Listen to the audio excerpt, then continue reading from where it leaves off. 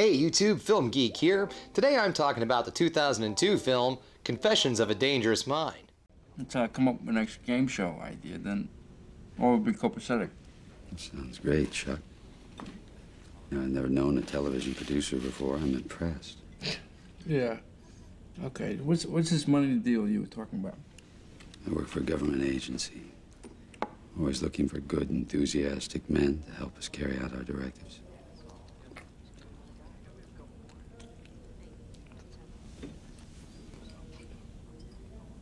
What kind of work? What government agency? Confessions of a Dangerous Mind is directed by George Clooney, and it's starring Sam Rockwell, George Clooney, Drew Barrymore, and Julia Roberts. Confessions of a Dangerous Mind is the film adaptation of the memoir of schlock TV producer Chuck Barris, where he claims to be a CIA assassin. Bryan Singer at one point was going to direct the film, and Johnny Depp was going to star as Chuck Barris. However, that film was canceled. The production resumed when George Clooney took over directing duties. Barris remained heavily involved in the production in an attempt to portray the film from his point of view. Clooney also changed the lead actor from Johnny Depp to Sam Rockwell because he felt a lesser-known actor, well, lesser known at the time, would work better for the role of Barris. He also asked his friends Julia Roberts and Drew Barrymore to jump on board the film. However, he asked them to take a considerable pay cut to keep the film under its $30 million budget. The film was fully released in theaters January 24, 2003, and it only grossed about $33 million worldwide,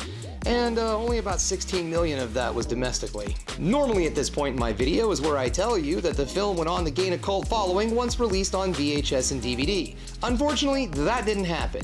DVD sales of this film were also at an all-time low. So unfortunately, the film never gained much of a cult following, and I'm really sorry to say that it may be completely vanishing. So what do I like about this movie? Well, first off, this film is not your average biopic. You're actually getting two stories for the price of one.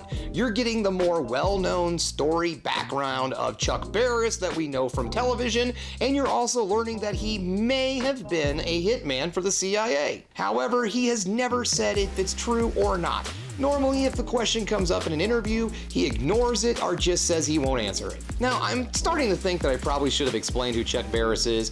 You see, he was a TV producer for some pretty schlock television back in the day, and TV shows that may have led to the reality TV shows that we love today. Three of his well-known TV shows are The Newlywed Game, The Dating Game, and my personal favorite, The Gong Show. What's really fun also is that they did use real clips in the film from his TV shows and interviews with people that worked on the TV shows. It kind of gives it a bit of authenticity, and it also makes it a little bit funnier knowing that some of the things really did happen. The last thing I'm going to talk about is the acting in this film. It is outstanding, but the standout performance definitely goes to Sam Rockwell for his portrayal of Chuck Barris.